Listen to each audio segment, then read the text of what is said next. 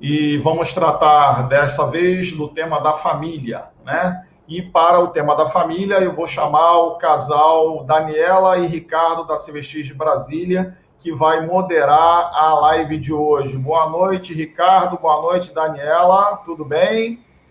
Boa noite, Alexandre. Boa noite. Obrigada. Ricardo, não te vemos, só tua orelha. Chega mais para cá. Sim. Tudo bem? Aqui agora. Tá bom, sem muitas delongas, porque nós estamos atrasados aqui. Desculpa mais uma vez a audiência pelo atraso. Daniela e Ricardo vão ser os âncoras da nossa live de hoje sobre o tema da família. E eu já vou passar a bola para eles, então. O Leme está com vocês, gente. Introduzam depois aí a... Beleza. Obrigada, Alexandre. Boa noite a todas e todos. Com grande ânimo e alegria, damos início à última live do ciclo de formação a respeito das fronteiras apostólicas da CVX. Neste mês de outubro já tivemos a chance de aprofundar a preferência apostólica da juventude, da ecologia, da globalização e pobreza, e na noite de hoje mergulharemos no tema da família. Para tanto, a nossa convidada é Isabel Torres, cuja participação desde já agradecemos. Isabel é mãe de Isabela e da Gabriela, segue a espiritualidade naciana desde 98 e é pertencente à CVX Cristo Redentor desde 2006. É também assessora da CVX Aprendizes do Coração de Jesus e acompanhante espiritual. E no ano de 2017 teve a oportunidade de participar como representante do Brasil no Encontro Mundial da CVX sobre a família na Espanha, tendo por base a exortação apostólica pós-sinodal Amoris Letícia.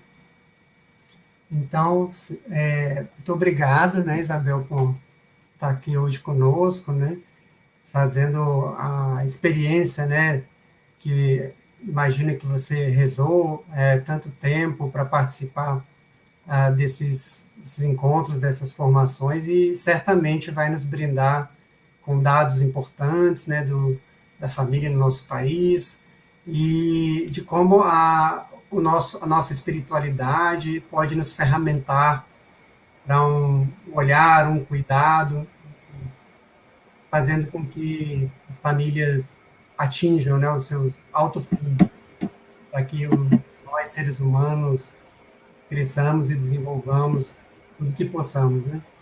Então, sem mais demoras, lembrando que os colegas podem interagir pelo chat, né, do YouTube. Nós teremos mais ou menos 35 minutos de exposição. E... Não? Ok. Foi mais. Um pouquinho mais. E teremos também cerca de 20 minutos para a gente poder interagir, ok? Obrigado pela presença de todos, obrigado pela Isabel. Passo para você a fala agora. Obrigada, Ricardo e Dani. Boa noite a todos e a todas. É com grande alegria que esse enorme desafio de fazer a live, uma primeira live, né? Então, eu queria agradecer a CVX Brasil pelo convite e também por ter representado a CVX Brasil nesse evento que aconteceu em Madrid, que foi um encontro das famílias, e esse encontro das famílias me deu uma percepção do que é pertencer à comunidade mundial. Lá nós éramos 71 pessoas de 29 países. E como as línguas que são faladas, o francês, o inglês, o espanhol, de vez em quando parecíamos uma torre de Babel, porque alguns falavam português, como o nosso assessor mundial na época, existiam algumas pessoas da África que falavam português, ou seja, de vez em quando sentíamos verdadeiramente uma Babel, mas foi uma experiência maravilhosa. Eu vou tentar agora partilhar, eu vou fazer uma apresentação para nos nortear. Opa, não, isso era do retiro. Aqui. Eu preciso só saber, Dani e Ricardo, se está sendo visto. Está sendo partilhado adequadamente. Sim? Sim ou não?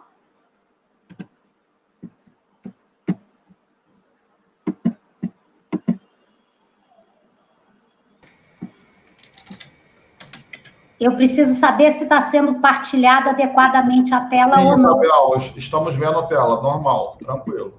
Tá bem.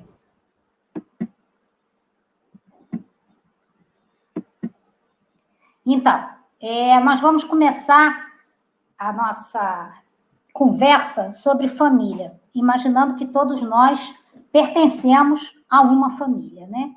E como é um olhar leigo inaciano, não podia faltar o nosso lindinho, nosso querido Santinho.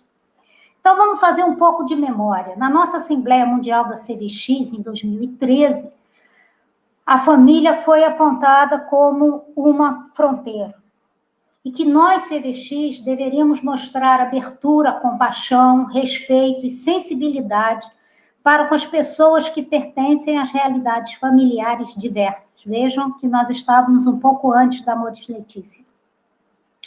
E criar processo na formação para casais e famílias em colaboração com outros. Em 2016, a CVX Nacional do Brasil fez uma pesquisa sobre as fronteiras que eram trabalhadas por nossas diversas comunidades. E a fronteira que foi mais frequente de atuação foi a família. Né? Então, nós percebemos na CVX Brasil que a família é o núcleo mais central da nossa missão. Por ela passam todas as outras dimensões e fronteiras. Existe um documento da nossa igreja muito importante que nos coloca, nós leigos, numa função crucial.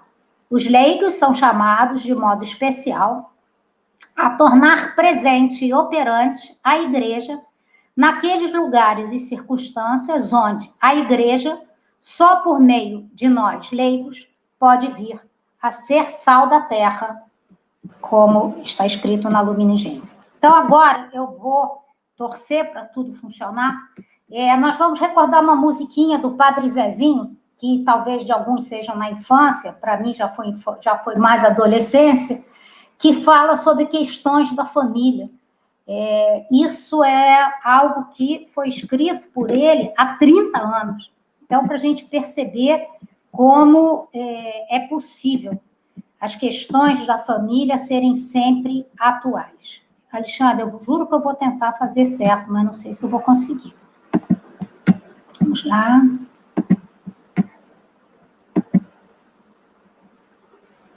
Eu preciso saber se vocês vão estar ouvindo.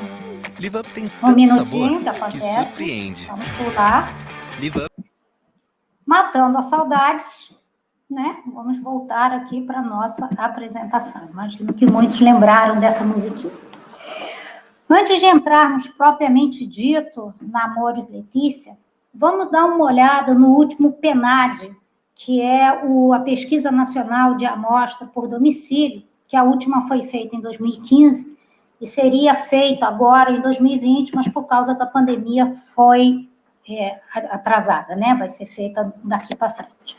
Então, vamos entender o que é o conceito de família nesse trabalho do IBGE. Arranjo corresponde a uma pessoa ou grupo de pessoas ligadas ou não por laços de parentescos que moram em um domicílio particular. Família corresponde ao tipo de arranjo que os integrantes residentes em um mesmo domicílio são ligados por laços de parentesco, em algum grau específico, por sangue, adoção ou casamento. O que nós podemos notar nesse gráfico? Podemos notar que, de 2005 para 2015, houve uma redução de casal com filhos, que é esse verdinho. O encarnado, né, esse rosa mais clarinho, que são casal sem filhos, também houve um aumento.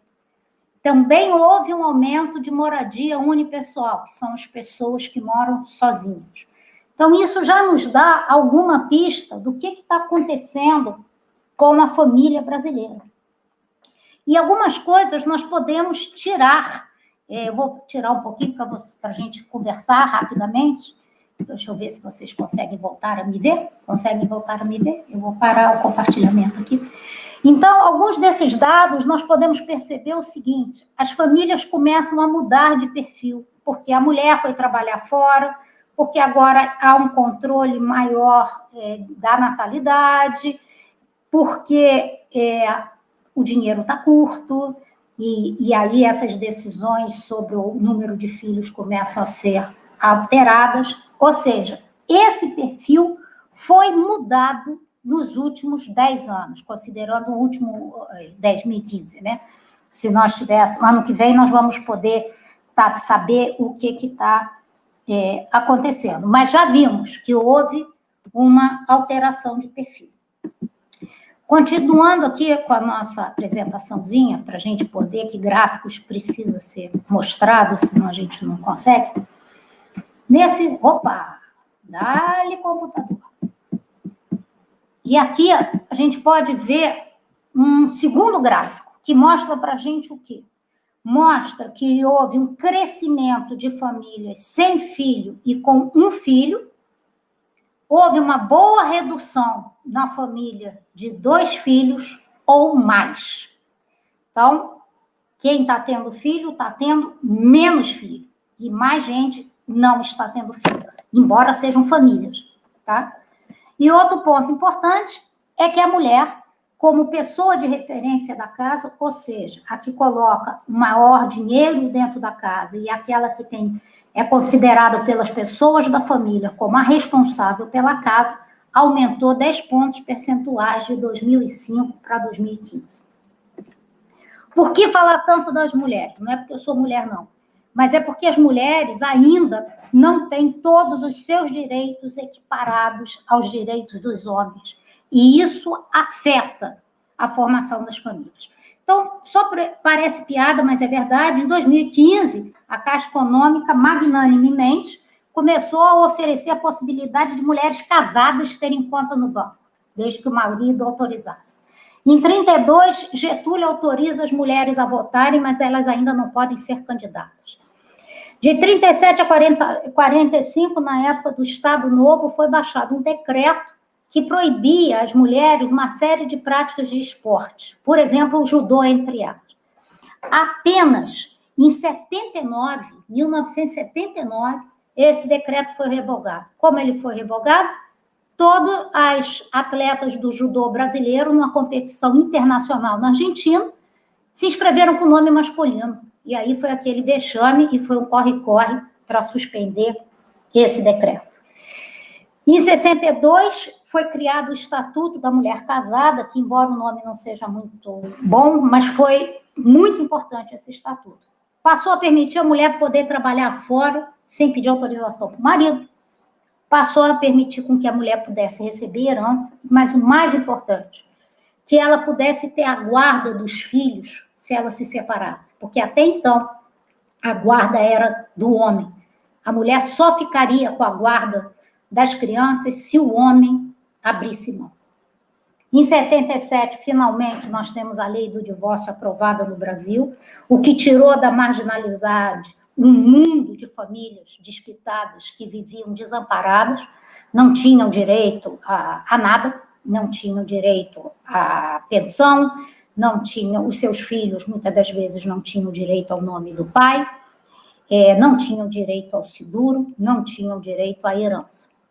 E muitas das vezes, em colégios cristãos, tinham a matrícula negada porque eram filhos de desquitado, sem falar que alguns padres se negavam a batizar algumas crianças. Né?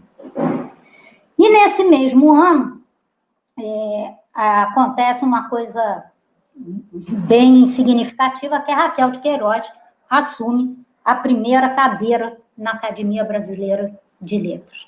Eu esqueci de citar uma coisa, que em 62 chegou no Brasil a pílula anticoncepcional. Em 2002, finalmente a falta de virgindade deixa de ser crime, que até ali era considerada crime. 2006 é aprovada a Lei Maria da Penha, que protege a violência doméstica. Em 2015, o feminicídio passa a ter uma lei própria, que infelizmente nessa pandemia aumentou um absurdo. E por incrível que pareça, só em 2018 a importunação sexual feminina passou a ser crime. Por que eu tenho que falar das mulheres? Porque elas não são a maioria das legisladoras, como o homem é, como também a criança não é. Por isso, nós temos também há 30 anos os Estatutos da Criança e do Adolescente, que defendem, que deixam normatizado uma série de proteção para essas crianças, inclusive estabelecendo o que é criança e adolescente, e, por conseguinte, as obrigações e os direitos de criança e adolescente.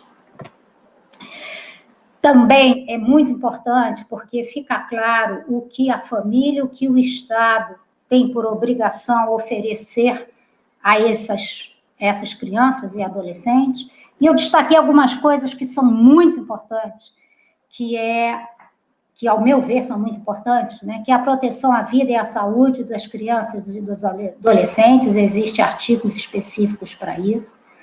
Existe artigo específico para adoção, para que isso possa ser feito sem um constrangimento, principalmente quando estamos falando de mães adolescentes. Quando os pais estão privados de liberdade, autorização de visitas periódicas, proteção para que as crianças não trabalhem apenas na condição de aprendiz, e uma série de artigos que protegem os adolescentes infratores, que são crianças. Bom, chegamos, propriamente dito, na nossa exortação pós-sinodal, né? A Amoris Laetitia, ela teve por destinatário os bispos, presbíteros, diáconos, as pessoas consagradas, os esposos cristãos e todos os fiéis leigos. O tema sobre o amor na família, e naquele ano, 2016, foi o jubileu extraordinário da misericórdia. Então, no dia de São José, que o Papa é devoto, ele assinou essa exortação pós-sinodal. Apenas detalhando que essa exortação pós-sinodal foram de 2 sínodos sobre a família que aconteceram antes dela. Tá? Então, só para a gente ter essa noção, esses 2 sínodos aconteceram em 2015 e 2014.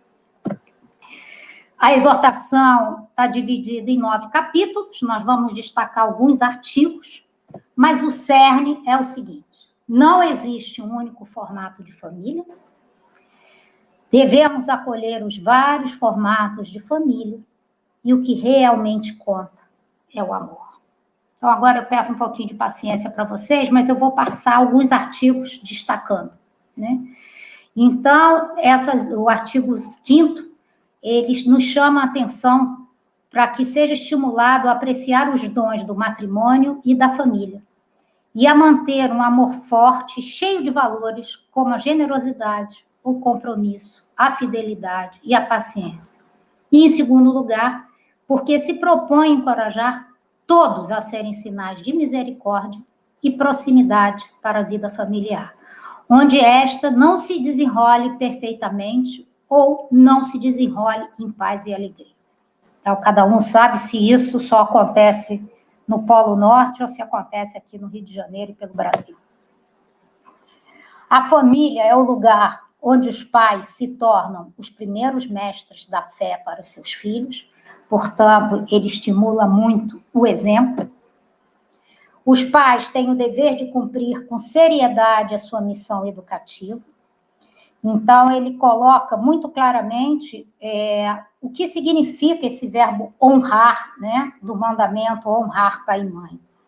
Indicar o cumprimento das obrigações familiares e sociais em toda a sua plenitude, sem o transcurar, ou seja, preterir com desculpas religiosas. Ele deixa muito claro, durante toda a exortação, as responsabilidades. E aqui no final ele coloca uma frase que eu, como mãe, amo. O que honra o pai alcança o perdão dos pecados, e quem honra a mãe é semelhante ao que acumula tesouros. No artigo 41, ele começa a abordar sobre as crises conjugais e vai falar bastante sobre elas, inclusive do divórcio. As crises conjugais são enfrentadas muitas vezes de modo apressado e sem a coragem da paciência, da averiguação, do perdão recíproco, da reconciliação e até do sacrifício. O sacrifício é uma palavra que no final do século XX, início do século XXI, parece que está banida da vida dos cristãos. Só posso falar dos cristãos porque eu sou cristã. Então, me restrito a falar do grupo que eu pertenço. Devemos reconhecer a grande variedade de situações familiares que podem fornecer uma certa regra de vida, mas as uniões de fato, ou entre pessoas do mesmo sexo, por exemplo, não podem ser simplesmente equiparadas ao matrimônio. Matrimônio é sacramento, hein, gente? Lembrando disso. Dou graças a Deus porque muitas famílias que estão bem longe de se considerarem perfeitas vivem no amor, realizam a sua vocação e continuam para diante, embora caiam muitas vezes ao longo do caminho. E então ele começa a pontuar muito fortemente o amor. O olhar de Cristo, cuja luz ilumina todo o homem, inspira o cuidado pastoral da igreja pelos fiéis, que simplesmente vivem juntos, que contraíram matrimônio apenas civil, ou são divorciados que voltaram a casar.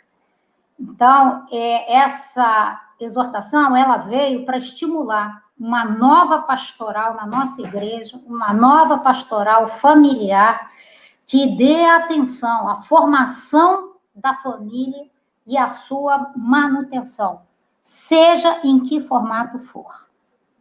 No artigo 243, quanto às pessoas divorciadas que vivem numa nova união, é importante fazer-lhes sentir que fazem parte da igreja. Não estão excomungados. Vou dizer novamente. Não estão excomungados. Ou seja, o que é excomungadas, afastadas da Eucaristia. Nem são tratadas como tais, porque sempre integram a comunhão eclesial. Já está acabando, tá? Isso aqui são os últimos artigos que eu destaquei. Essas situações de recasados exigem um atento discernimento e um acompanhamento com grande respeito, evitando qualquer linguagem e atitude que as faça sentir discriminadas e promovendo a sua participação na vida da comunidade. Cuidar delas não é para a comunidade cristã um enfraquecimento da sua fé e do seu testemunho sobre a indissolubilidade do matrimônio. Antes, ela exprime precisamente nesse cuidado a caridade. Leia-se aqui, amor ágape.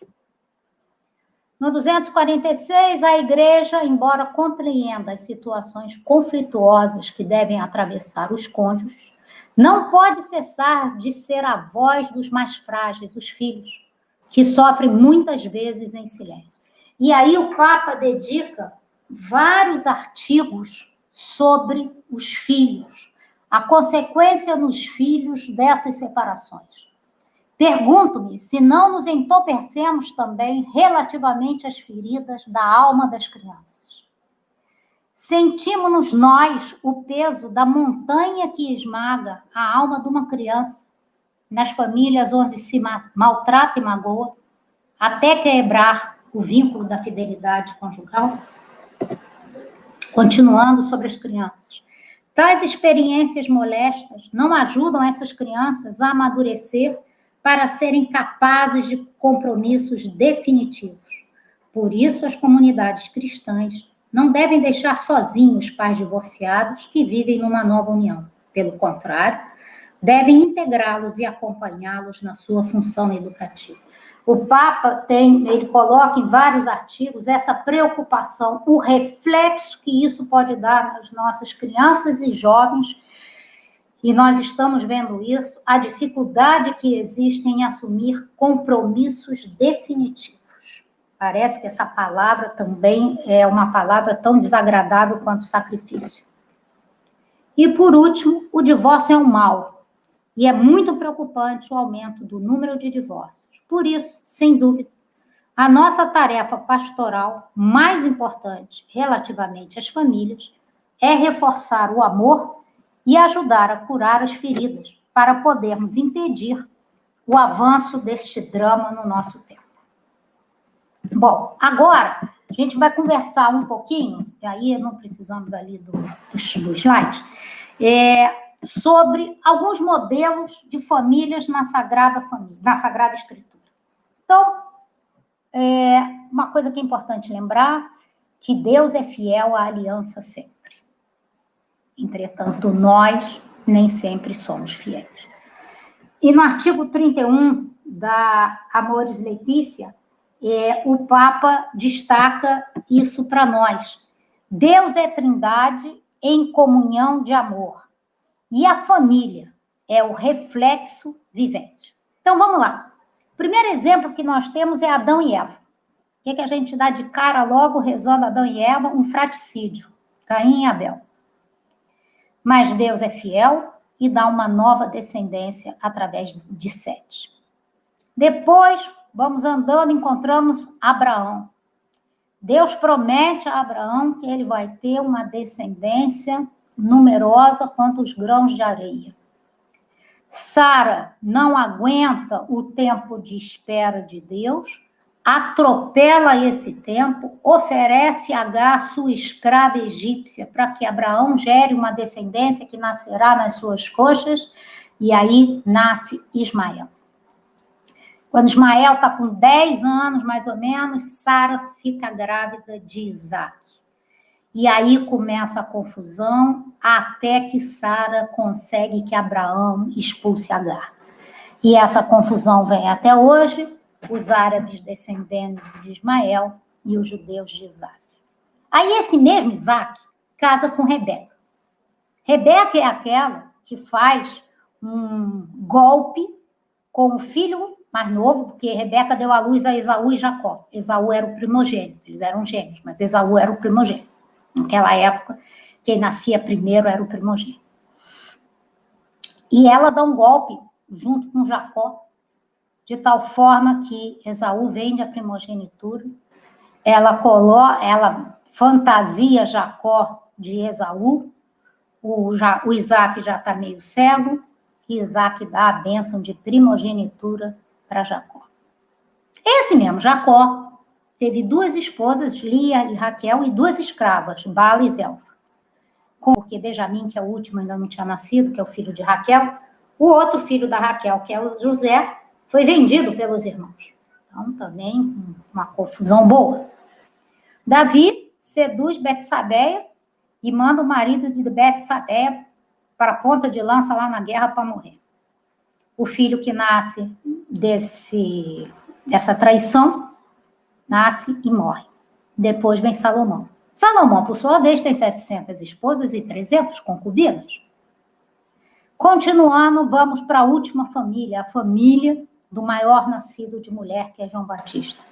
Enquanto nós temos a fé e a gratidão e a alegria de Isabel, nós temos a desconfiança e o castigo de mudez, de Zacarias, né?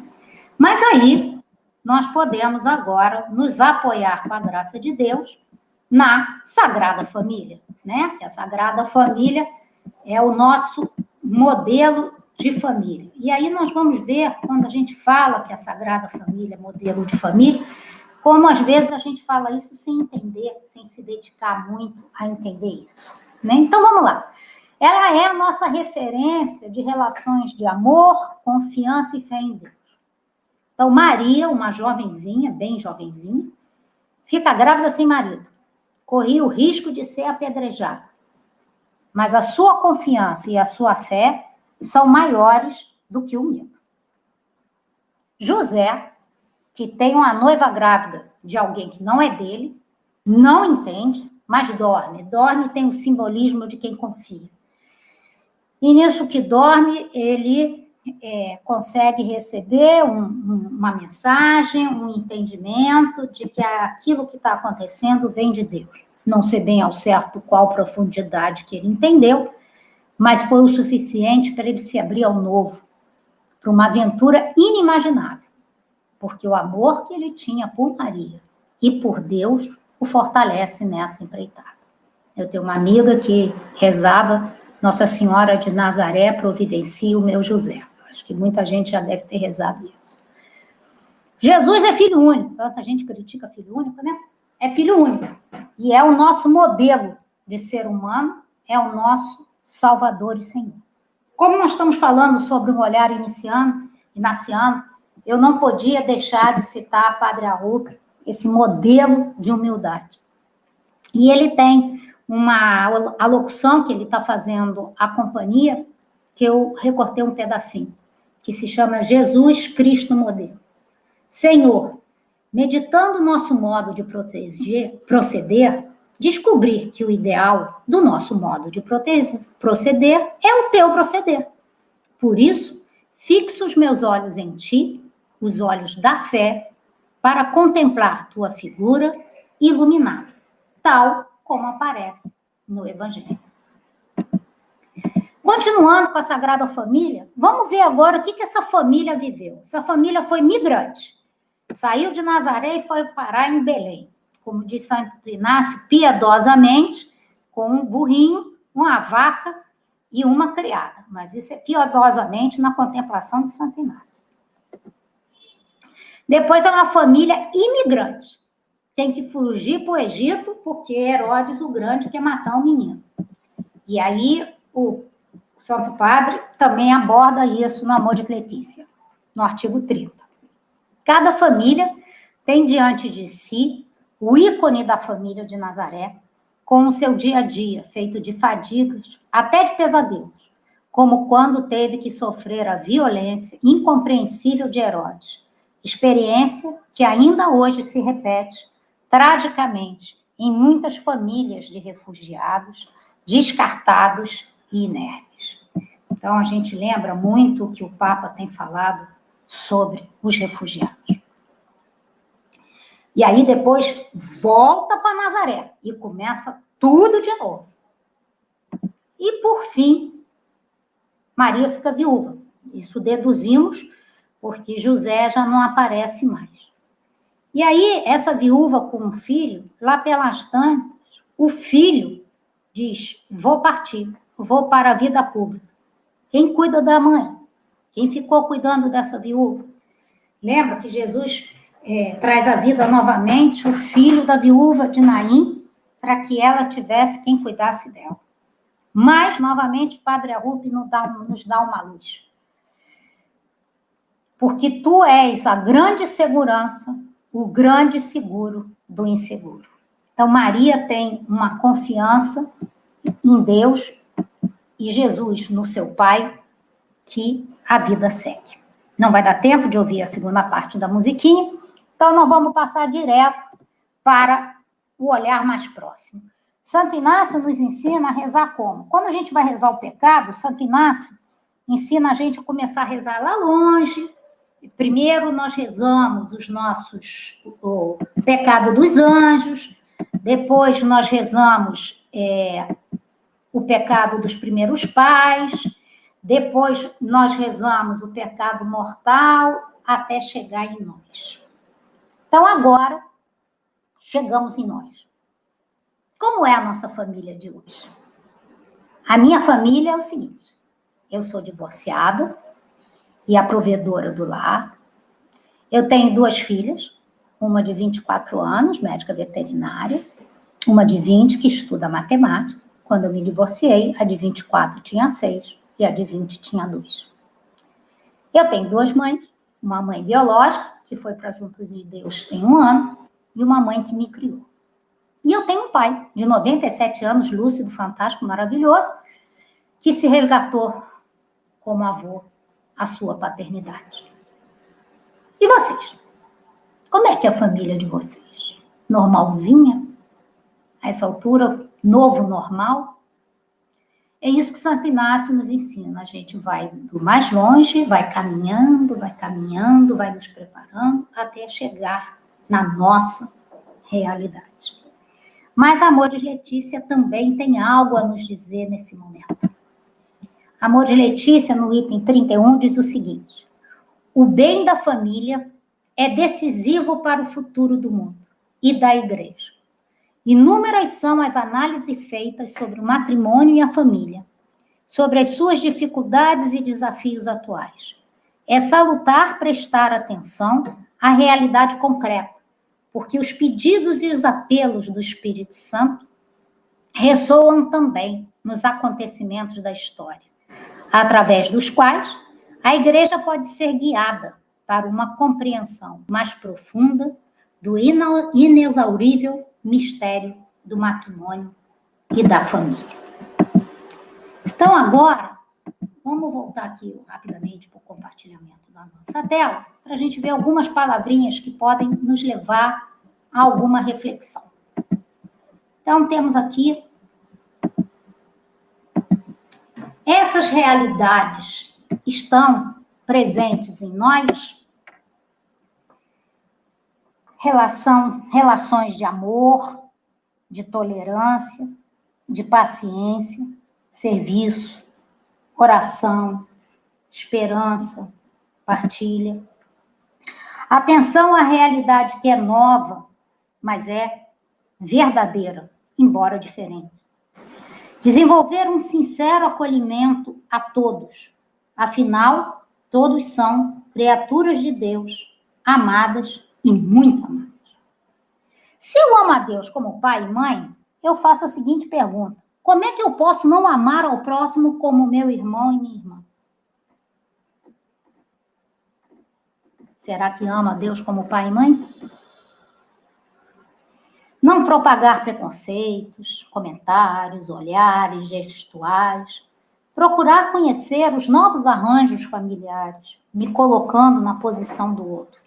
Santo Inácio nos ensina uma coisa que é fantástica. Lá no EE 22, Santo Inácio fala para a gente buscar salvar a proposição do outro. Que nós façamos todo o esforço possível para salvar a proposição do outro. O que é isso?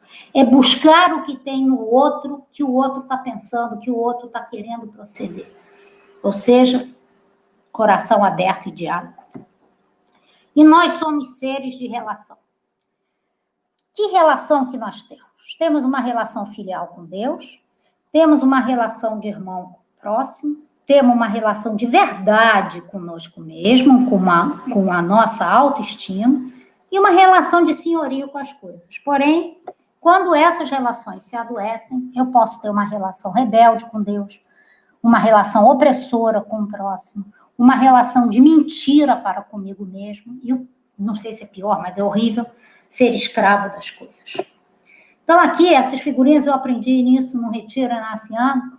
O equilíbrio se dá quando Deus está acima de mim, eu trato as pessoas igual a mim, com respeito, com caridade, e uso das coisas do mundo tanto quanto, como ensina Santo Inácio. Na hora que eu vou perdendo o equilíbrio, que eu me coloco no centro, eu piso nas pessoas, eu equiparo Deus ao mundo, ou então eu boto as pessoas acima de mim, eu piso em mim, continuo equiparando Deus ao mundo, ou então fico de cabeça para baixo, boto as coisas do mundo como os meus deuses. E aí há tentações muito corriqueiras, né? A autossuficiência, eu tudo posso, eu me basto, muitos dependem de mim, eu não dependo de ninguém, né? Ou seja, eu sou o máximo. E aí vem o outro, eu sou o máximo, a autopromoção, né? Os outros têm que reconhecer que eu sou fantástico. Aí vem a nossa vaidade, orgulho, autocentrado. E fechamos com o trio de ouro, com a autossegurança. Eu sou inatingível, eu sou acima do bem e do mal. Eu sou todo-poderoso.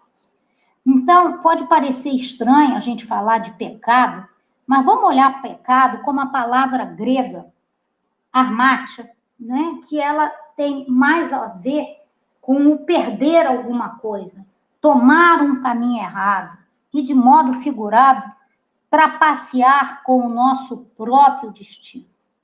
Por quê? Aí vamos lá. Como uma família começa? A família começa por uma decisão livre do casal, uma gravidez inesperada, vontade de sair de casa, da casa dos pais, desejo de independência, amor, vontade de ser pai e mãe, atração física, mudança de status. Os dois decidem que vão se tornar um casal, conversam sobre a família que pretendem formar, quais são os sonhos. Essa conversa é feita à luz do Espírito Santo, para ouvir a vontade de Deus, ou simplesmente fazemos e depois apresentamos? Deus, foi isso que fizemos.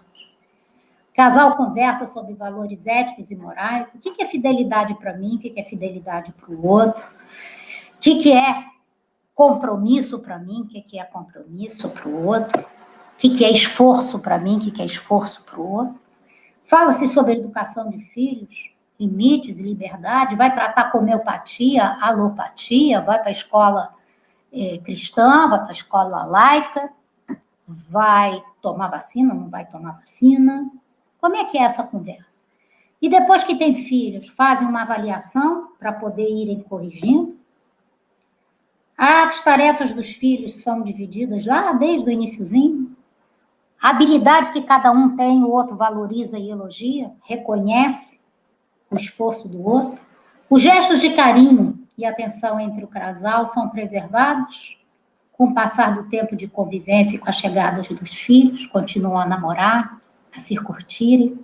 O casal continua tendo tempo para conversar ou só sabe falar de casa, escola, finanças e parentes? O casal continua a cuidar da sua vida de oração individual e como companheiros na jornada da construção do reino. O casal realiza algum serviço apostólico e social. Os valores, fraternidade, partilha, acolhimento são vividos nas famílias. Os filhos vivem essa realidade. Lembre-se, o exemplo vale muito mais do que as palavras. A vontade e a escolha dos filhos são ouvidas e consideradas. Os filhos são tratados com respeito e afeto. Falam sobre si com os pais. Os amigos são acolhidos e respeitados. Como é que os namorados e as namoradas são tratados? Pode dormir na casa? Não pode. Pode viajar? Não pode. E as questões espinhosas, complexas, são conversadas de modo acolhedor?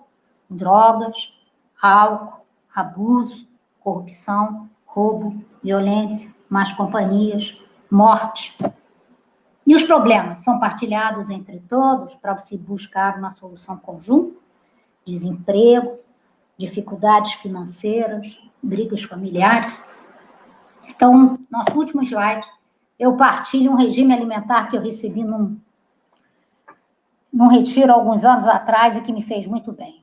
Diminuir o tempo de TV, internet, celular, e hora que tem lá o coraçãozinho de Santa Inácia. Tomar vitamina O de oração e F de fidelidade. Tomar complexo E de Eucaristia, no mínimo uma vez por semana. Tomar SR, que é o sacramento da reconciliação. Verificar se a sua audição está boa, exercitando sempre a sua escuta compassiva com o outro. Se exercitar visitando o sacrário, para rezar na presença do Santíssimo Sacramento. E exercitar seu bom humor, tendo lazer com toda a sua família. Muito obrigada. Terminei em 40 minutos. Cumprido o combinado. Maravilha. Muito obrigado, Isabel. As palavras, obrigado pelos ensinamentos. E a gente percebe, né, o seu carinho, sua formação. E desde já, então, eu vou fazer alguns comentários, né, e fazer um bloco de perguntas, 2, 3 perguntas, e aí a gente vai dialogando sobre hoje, né, no chat. Combinado. Então, uma das coisas, acredito que foi o próprio Alexandre que colocou, como fazer chegar nas bases, né, nas paróquias, essa abertura, né, proposta pela exortação junto aos recasados, já que muitas paróquias ainda têm preconceito e desinformação quanto à questão dos sacramentos, né? Através assim, do bispo. O bispo. O poder para isso está no bispo. Porque isso é orientação episcopal. Uhum. Então, se houver, da parte do bispo, um acolhimento, vai existir um alinhamento nas pastorais, nas paróquias. Se não vier do bispo e ou a ser bispo, não há movimento que consiga. Sim.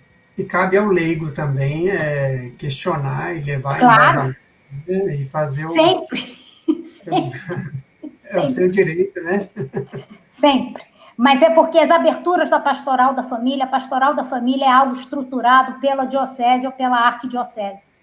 Então, para que essas pastorais, por exemplo, encontro de casais com Cristo, se entenda que casal é qualquer dupla, né? É o casado no primeiro casamento, casado no segundo casamento, o que ficou viúvo, o que ficou sozinho, isso tudo é casal. né? Então, assim, essas aberturas precisam vir um pouquinho mais acima, mas claro que a base pode empurrar, né? Sempre. Maria Clara também nos questionou que como fazer com que a igreja acolha as famílias compostas de pessoas de comunidade LGBTQIA+, né? E não tem fim essa sigla, né? Não, é sem fim. Eu aprendi o que era queer em julho, então eu estou bem nova no entendimento. Clarinha, é o seguinte, é a partir de nós. Somos nós convidando aqueles que nós conhecemos que estão nesse caminho. Então, somos nós que levaremos essas pessoas. Então, por exemplo, eu tenho uma sobrinha do meu coração que tem uma opção sexual homossexual. Amo do mesmo jeito e o meu papel como tia dela é acolhê-la e levá-la. Então, assim, somos nós que acreditamos que todos somos criaturas amadas e perdoadas por Deus, é que temos que pegar na mão e levar. Somos nós. Não vamos esperar a instituição, não, porque ela não faz. Sim. E não dá conta também, né? Esse protagonismo, né, do leigo que se reconhece como pertencente. Embora existam alguns movimentos, né, de acolhimento, não só, inclusive na minha comunidade CVX, a Lurdinha trabalha com esse tipo de realidade. Não só o acolhimento da pessoa que fez essa escolha, como da família dele, porque por detrás dele existe uma complexidade familiar. Quando você tem um filho, a essa altura do campeonato, como você disse, com tantas opções, quando você tem um filho homossexual, você já entendeu. Esse aí tá fácil hoje em dia. Que já foi complicado no passado, que era ter um filho homossexual, hoje tá fácil, porque esse eu sei o que é. Agora, quando começa a ser para além disso, né, quando começa o trans, pode ser que o trans eu ainda consiga entender, mas o que é um queer? Aí eu já não sei nem o que é, como é que eu vou entender, como é que eu vou aceitar? Então, assim, existem essas complexidades até da própria negação de ter uma definição, porque ter uma definição já os limita. É uma transição de era, que é normal que isso esteja acontecendo, nós estamos no meio de uma confusão de mudança, né? Mas sempre ouvido aberto, sem preconceito, porque o ser humano está para além disso. Muito além. Jesus perguntou para alguém qual era a opção sexual dele? Uhum. Sim, sem dúvida. E aproveitando sua fala, né, anterior, os vários exemplos... Alguém me corrigiu aqui no chat, disse que não é opção, é orientação. Obrigado pela correção. Sim. Então, são tantas possibilidades de relações, né, que você citou na Bíblia, né, e as famílias, as relações são tão diversas desde sempre. Então, assim, não é uma novidade LGBTQIA+, né? São formas de expressão, são formas de relação que a gente tem que ter muito cuidado, né, para conhecer e não ter um preconceito, né? É amar. Amar, amar, amar. Mãe ama filho, mãe e pai ama filho em qualquer condição. Então, é pensar sempre que aquela pessoa é filho de alguém. Aquela pessoa foi o bebê de alguém. Aquela pessoa foi acalentada por alguém. Quem sou eu para desrespeitar? Por quê? É a mesma coisa que acontecia, que vocês dois são muito jovenzinhos, mas na época dos pais de vocês, quando uma mulher casava com um homem desquitado. E por isso que eu fiz questão de colocar a lei do divórcio. Por quê? Porque ela era tratada com um olhar como se ela fosse menor. Menor do que quem? Maior do que quem? Desde quando a comparação da qualidade de alguém com alguém? Ai de nós, se Deus nos medisse com a medida que nós medimos os outros. Então, percebe?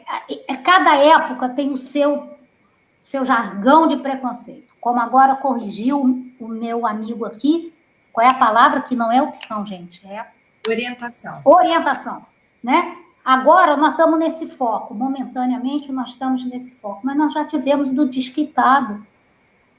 Eu tive amigos que não tinham o nome do pai, porque era filho bastardo.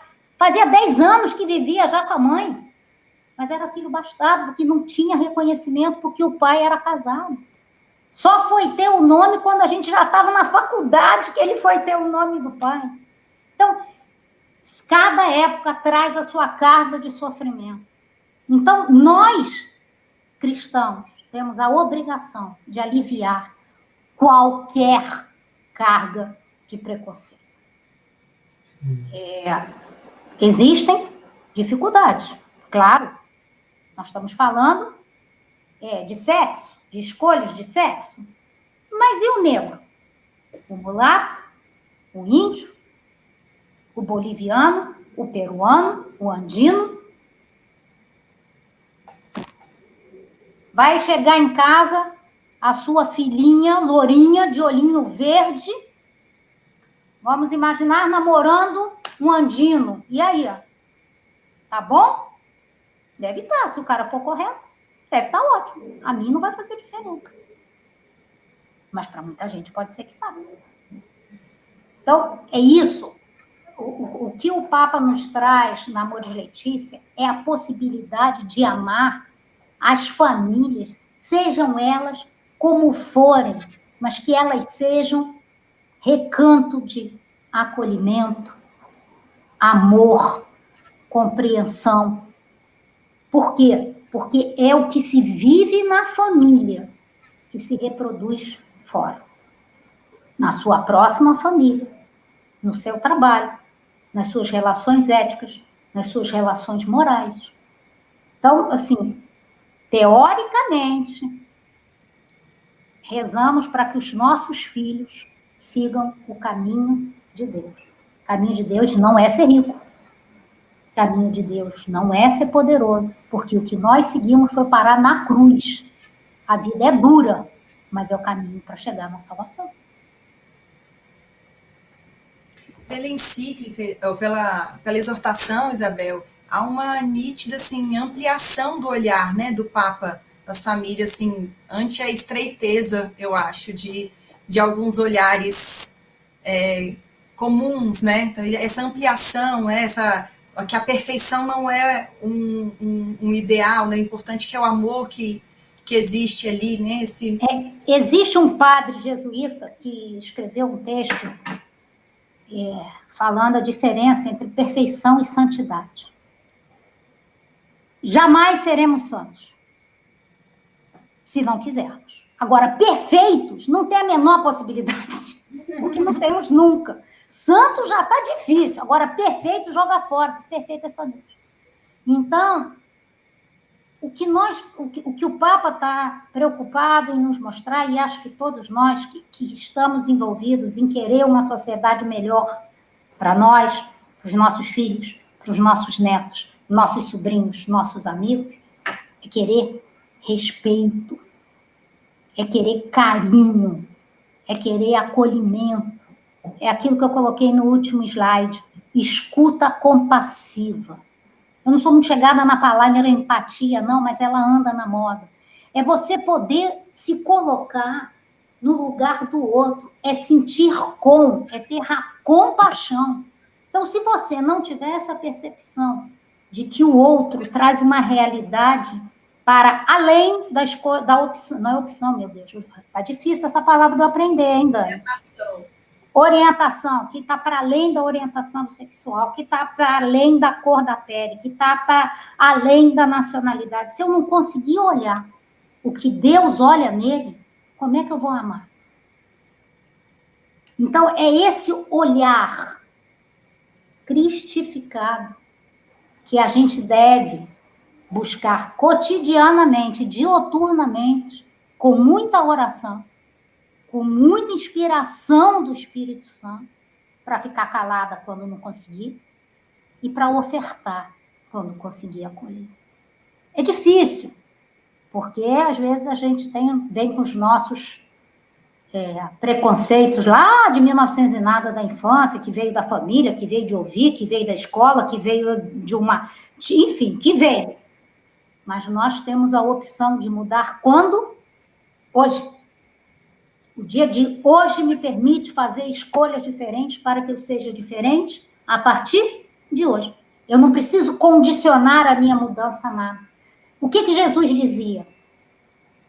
Vai e não peque mais. Vai e vai viver a sua vida plena e em abundância. Então, a partir de hoje, em português, temos a graça de chamar presente. Então, é um presente de Deus que eu posso mudar hoje. Não sei se respondi exatamente a pergunta. Sim, sim. E dando continuidade aqui aos questionamentos que surgiram no chat, abordaram também assim, a qualidade das relações e o modelo da Sagrada Família, né? Então, tem perguntas assim, será que esse modelo não serve mais? Bom, para mim serve. Para mim serve. É um marido que ama muito a esposa, uma esposa que confia no amor desse marido, encara uma situação inusitada e que tem um filho que é amado enormemente, que ama profundamente na melhor forma. Então, para mim, é um modelo baseado no amor extremamente válido. Por isso que eu fiz a brincadeira de dizer, olha que ele era filho único, né? Tem muita gente que diz, é filho único, coitado, né? Então, enfim, eu acho que a Sagrada Família, acho não, tenho certeza, que a Sagrada Família permanece sendo... Eu não gosto muito da palavra símbolo, porque símbolo pode ser manipulado. Eu prefiro referência. Continua sendo a melhor referência que nós temos na Sagrada Escritura. Se assim não fosse, por que será que Deus Pai escolheu Maria? E tem outra questão aqui, né? Como a igreja pode lidar com o amor líquido? Pelo menos no meio jovem, atualmente, as relações afetivas são observadas somente como um meio de obtenção de prazer, onde o outro é objetificado. Então, vamos andar um pouquinho para trás, né? Eu não conheço muito bem o significado do amor líquido. Infelizmente, eu sou uma pessoa quase de 60 anos e não conheço algumas das nomenclaturas. Deu uma atualizada em julho agora, mas amor líquido, ou eu estava dormindo na hora da aula ou não foi falar. Mas esse objetificar, isso vem desde o Império Romano. Né? Muita gente era tratado como coisa. Eu não posso dizer a igreja, mas porque não falo por ela, embora faça parte dela, eu tenho para mim que essas relações que são não compromissadas, que são aonde não se quer, foi o que eu falei, compromisso, sacrifícios, vínculos, isso são questões que precisam ser remetidas à sua formação inicial, lá à sua criança. Eu trabalho nas escolas de perdão e reconciliação, que é um movimento da Igreja Católica, que trata da criança ferida, lá atrás. Então, nós precisamos andar para trás com essa pessoa para ajudá-lo a verificar em que momento esse elo da confiança do amor foi quebrado. Porque a criança confia plenamente nos seus pais. A criança é o nosso modelo de confiança. Lembra que Jesus chama para o centro e fala, deixai vir as minhas criancinhas, né, que elas são prediletas? É isso, ela confia, ela se entrega. Tudo bem que às vezes criança tem umas crueldades, mas isso é da energia que está dentro dela incontida. Mas ela, quando confia em você, ela confia plenamente. Eu faço um serviço voluntário na União das Operárias de Jesus e foi lá que eu aprendi o que é o amor da ágape. Até 2015, quando eu fui para lá, eu não tinha ideia do que era o amor ágape. Eu sabia o que era o amor de mãe, o que era o amor de ser filha, o que era o amor de ser amada por um homem, mas eu não tinha ideia do que era amar por amar. Eu fui aprender com as crianças de lá. Então, a mim parece que essas pessoas possam necessitarem, primeiro, da escuta compassiva, de alguém que se dedique a ela para ajudá-la a fazer essa viagem nela, que é a viagem mais difícil, mas é que a viagem restauradora. E se a gente faz essa viagem com o Espírito Santo, ela é fantástica. Muito bom, obrigado, Isabel. É bonito o jeito que você fala, porque isso dá a tônica, né, para quem não conhece espiritualidade inaciana, da sua intimidade, da sua relação com Deus, que permite enxergar isso também nas outras relações, né? E isso que eu queria comentar, né, essa riqueza da nossa espiritualidade, a questão do discernimento. Se você decide, né, procurar uma outra pessoa, quem ela seja, para ser o seu casal, para você formar uma família, como a igreja tem essa ferramenta, né, do discernimento espiritual por meio dos exercícios ou por meio de outra espiritualidade, mas que cria oportunidades de diálogo sincero, maduro, volumoso, como você colocou no seu slide, né? Assim, tem tanta coisa para conversar antes de... Antes de ser família. E até brinca, eu e Daniela, a gente conversou quase 9 anos antes de casar.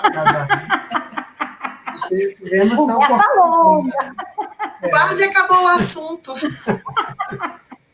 Que nada, ainda rolou muita discussão depois, né? Normal. Graças a Deus, são vivos.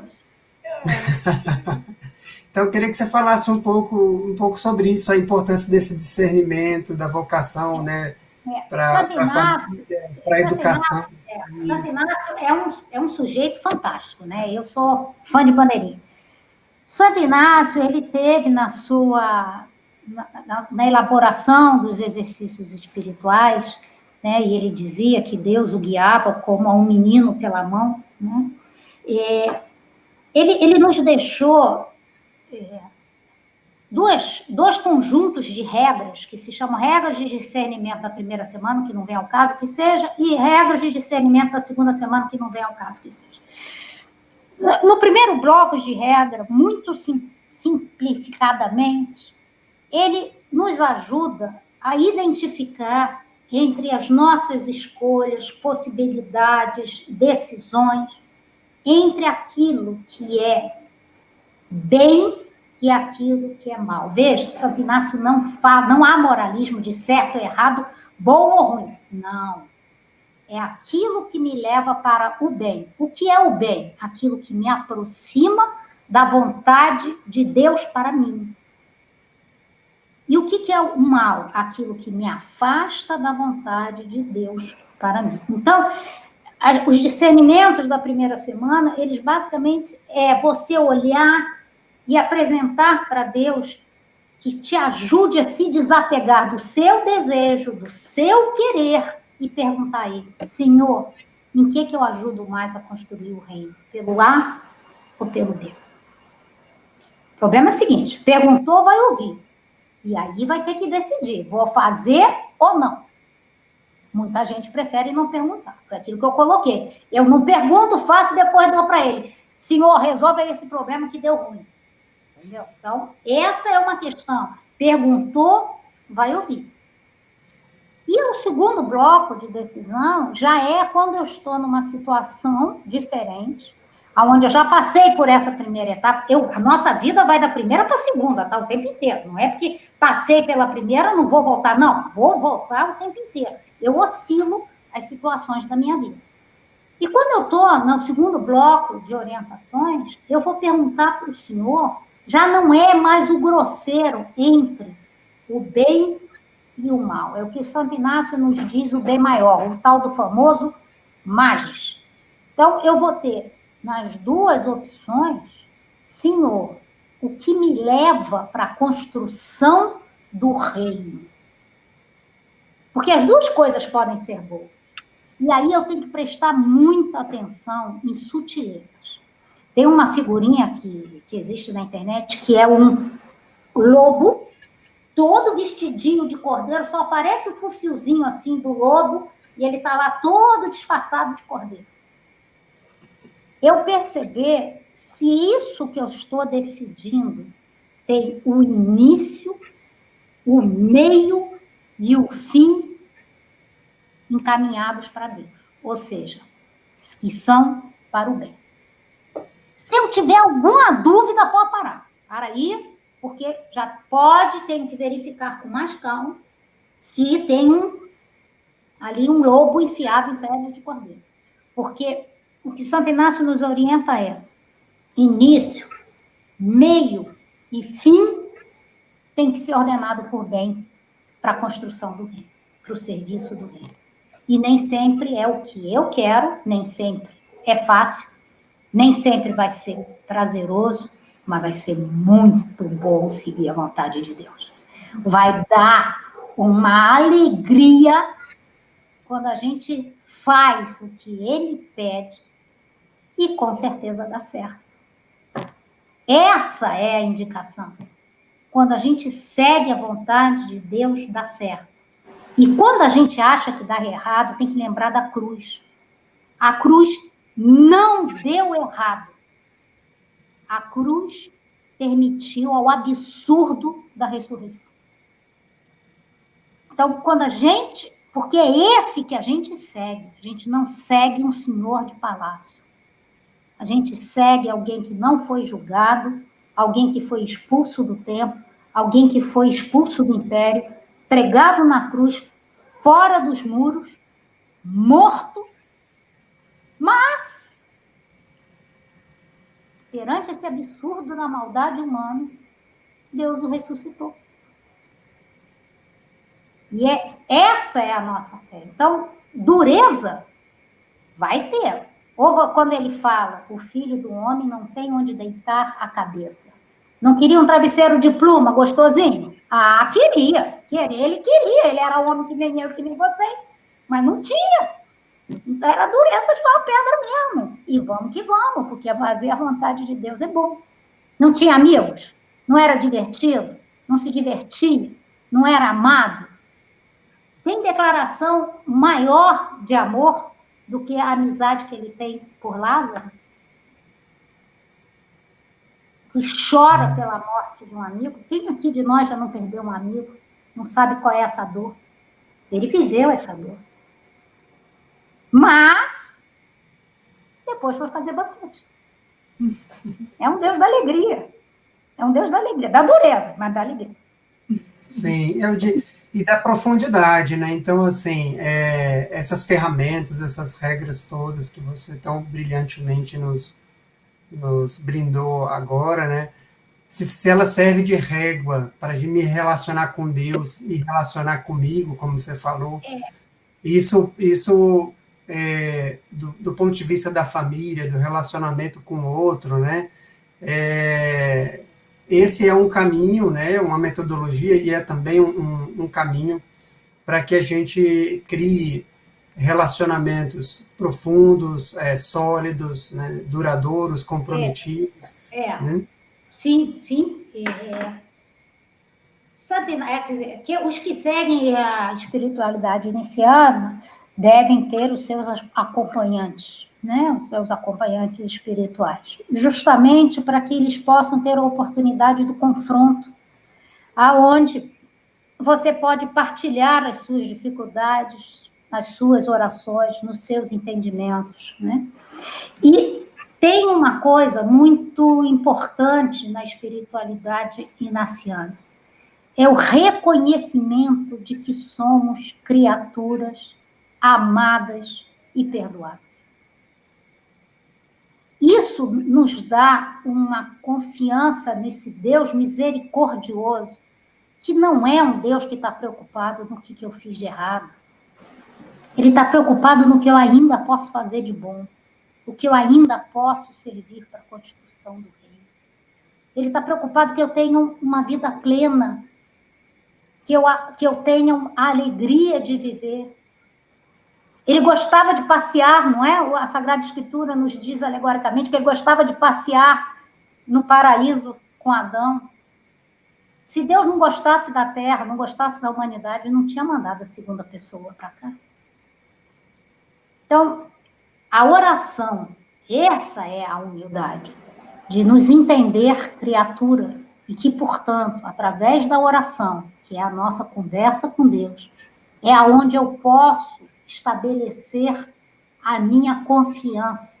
E, a partir daí, fazer as minhas escolhas e desenvolver as minhas relações, tendo por base esse amor que eu vivo, porque sou criatura amada e perdoada.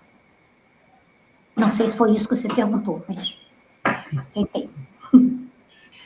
Isabel, tem outras perguntas aqui, mas eu acho que pelo horário a gente não vai conseguir avançar. Né? Não sei, quem resolve isso é o Alexandre. Pois é, com o nosso prazo estabelecido, né? Então, eu acho que queria agradecer a sua partilha, foi excelente, engrandecedora, Eu que agradeço. de olhares. Agradecer a todo mundo que nos acompanhou até agora, que pôde saborear, desfrutar, né, dessas delícias, né? Agradecer a CVX Brasil por essa oportunidade de formação. Foi muito bom, a gente é muito carente mesmo, né? Assim, de aprofundamentos, então ficar esse registro da nossa gratidão. E desculpa a todo mundo que fez outros questionamentos que a gente não vai conseguir aqui abordar. Não sei se um canal seria entrar em contato direto com você, né, Isabel? E pode entrar comigo. Eu posso entrar aqui no chat. Eu posso entrar no chat? Eu posso passar o meu e-mail. Como é que eu entro para responder no chat? Acho que não consigo. Só vocês, né? Peraí, comenta. Não, mas a gente não consegue comentar, não. O Alexandre falou aqui que podia mais uma pergunta e vai para o encerramento. Então, pronto. Tá. Eu vou botar aqui o meu e-mail. Vou botar aqui o meu e-mail no nosso chat interno e vocês podem dar para quem quiser fazer alguma pergunta. Eu estou à disposição. Tá? Pode falar. Pode fazer. Bem, temos aqui um comentário sobre exortação, nos indaga. Qual a importância de evangelizar a família e evangelizar por meio da família? Que cada um de nós possamos olhar essa cada família e pelo menos desejar o desejo inaciano. Acho que essa a gente já acabou comentando. Deixa eu ver se tem algo diferente aqui em cima. Sobre a questão do sacrifício, a gente também já falou, só um minuto. Enquanto vocês vão procurando aí, pela família é fundamental, porque essa evangelização, começar a entender que Deus existe, começar a entender que Deus é amor, é algo que a gente começa com as crianças, quando elas são pequenas. Quando a gente começa, nós cristãos, claro, ensinando a oração do anjo da guarda, ensinando quem é Deus Pai. Não vamos explicar o conceito da Trindade, que nem nós damos conta disso, né? Então, vamos facilitar, vamos ensinar que tem Trindade Santa, que é formado por Deus Pai, Deus Filho, Deus Espírito Santo, e já emenda para Jesus, porque fica Jesus é algo mais fácil, e depois ela vai aprendendo. Então, que Jesus existe, que a mãe de Jesus nos protege, porque é a mãe dele e é a mãe de todos, porque ele é nosso irmão, que Deus Pai, que é o Pai de Jesus, é o nosso Pai, que quando ele estava na terra, houve um pai na terra que cuidou dele e amou muito, que era São José. Isso que a gente vai ensinando para as crianças são as sementes que ficam para a vida dele. Podem ter certeza. Tem um mãozinho aqui, ó. Ok, muito obrigado, então, Isabel. Assim, esse momento, né, de pandemia, esse ano todo que a gente viveu tantas coisas diferentes e como isso abalou tanto a nossa vida em família, de tantas ordens, né? Tem gente que já adoeceu de Covid, outros ainda não. Algumas pessoas sofreram muito, outros não, outros perderam entes familiares, a família passou... a família brasileira, eu dizia, ela é tão diversa, né, tem tanta desigualdade social, então, do ponto de vista, às vezes, das famílias pobres que tiveram sua subsistência ameaçada por conta dessa pandemia, o emprego, a moradia, e as famílias ricas tiveram outros desafios esse ano, né, de como conviver, como se relacionar, como manter o afeto por tanto tempo, né, longe. E então, assim, é difícil a gente não comentar alguma coisa sobre como a espiritualidade também pode nos fortalecer diante de tantas mudanças, tantas adaptações que vivemos esse ano. E então é isso, assim, eu queria que você comentasse um pouco sobre sua experiência desse ano, né, assim, como a pandemia impactou, né, nas famílias e como as famílias podem se equilibrar e se reconhecer, né, nessa relação sincera, profunda, conectada com Deus. Essa pandemia está sendo uma oportunidade de um aprendizado único na vida de todo mundo, né? Eu acho que essa geração que está vivendo isso vai poder contar isso para os próximos, né? Porque é uma experiência onde todos inesperadamente se puseram de joelhos. Eu sou uma pessoa esperançosa, por característica e por definição de fé. Então, eu acho que dentro das 3 virtudes teologais, fé, esperança e amor à caridade, nós estamos dando pouca atenção à esperança. Então, eu penso que nessa situação de limite que nós estamos vivendo, que nós estamos experimentando nessa situação, a esperança é a chave. Esperar, não é esperar de esperar, é esperançar. Deus nos ama. Não podemos ter dúvida disso. E se tivermos a humildade de buscar a sua orientação para saber como reagir cotidianamente, sairemos melhor. Se tivermos soberba, autossuficiência, prepotência, talvez a gente se machuque mais. Para mim, esperança é a chave para poder sair dessa situação limite, infelizmente politizada, mais limite, mas a oração nos permite, com esperança, sair melhor. Ok. Muito obrigado, Isabel. Obrigado a todos os irmãos. Eu que agradeço a todos que participaram conosco até agora. Obrigado a pessoas que estão no mundo inteiro, cristãos e não cristãos, né? Como diz Alexandre, homens e mulheres de boa vontade. Que nos encontremos mais, que façamos mais vínculos, mais arranjos, né? E nossa família CVX se fortaleça cada vez mais. E fica essa dica também, né, para as comunidades lerem, rezarem essa exortação, muito bacana. Pode ser matéria de oração aí para os próximos meses, para que a gente possa olhar com amor e carinho para a nossa própria família, identificar coisas que às vezes a gente nem percebeu, né? Nossas famílias também são esquisitas e tudo bem, são amadas e perdoadas. Graças a Deus, todos nós. Então, vou passar para a Daniela também fazer os seus últimos agradecimentos e para você, e a gente finaliza hoje. Obrigada, Isabel, mais uma vez. Obrigada, Alexandre, pelo convite. Foi bom demais. E essa sua última fala aí foi uma oração, né, Isabel? Que tenhamos mais esperança, que transbordemos esperança, que a esperança nos dê força, né, para esses momentos difíceis e nos dê ainda maior alegria nos momentos de alegria. Então, é isso, gente. Obrigada. Boa noite a todos. Boa noite. Obrigada, gente. Deus abençoe. Amém.